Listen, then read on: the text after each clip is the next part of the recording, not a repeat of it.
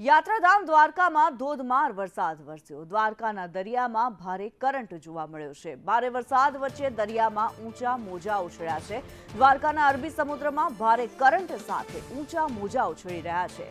દ્વારકાનો અરબી સમુદ્ર કે જેમાં ભારે વરસાદ વચ્ચે કરંટ જોવા મળી રહ્યો છે। આજે વહેલી સવારથી જ યાત્રાધામ દ્વારકામાં વરસાદ વરસી રહ્યો છે।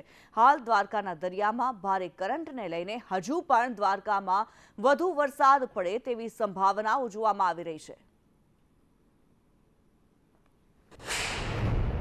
અરબી સમુદ્રમાં હાલમાં ભારે કરંટ જોવા મળી રહ્યો છે। મારી પાછળના હું દ્રશ્યો બતાડીશ કે આપ જોઈ શકો છો કે દ્વારકાના અરબી સમુદ્રમાં જે કરંટ જોવા મળે છે, દરિયાના મોજા ઊંચા ઊંચા ઉછળી રહ્યા છે અને જે દરિયાની સપાટી છે તે હાલમાં ઊંચી આવી રહી છે।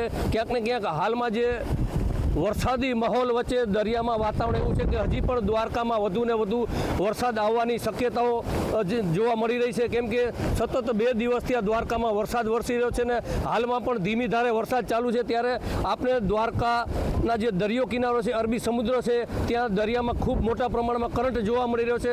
અહીંયા સહેલાણીઓ પણ આવી રહ્યા છે। આપ જોઈ શકો છો હાલમાં જે દરિયાનો કરંટ છે એ જોઈ રહ્યા છે। ક્યાંક ને ક્યાંક એને પણ આનંદ આવી રહ્યો છે આ દરિયાનો કરંટ જોઈને અને હાલમાં વધુ ને વધુ વરસાદ દ્વારકામાં આવે એવી શક્યતાઓ જોવા મળી રહી છે, કેમ કે જે વાતાવરણ છે તેમને લઈને હાલમાં જે દરિયામાં કરંટ અને સમગ્ર જે દ્વારકા છે તેમની ઉપર કાળા વાદળો દિવાંગ જે છવાઈ ગયા છે અને ક્યાંક ને ક્યાંક હજી દ્વારકામાં વધુ વરસાદ આવે તેવી સંભાવનાઓ જોવા મળી રહી છે। અનિલ લાલ, સંદેશ ન્યૂઝ, દ્વારકા।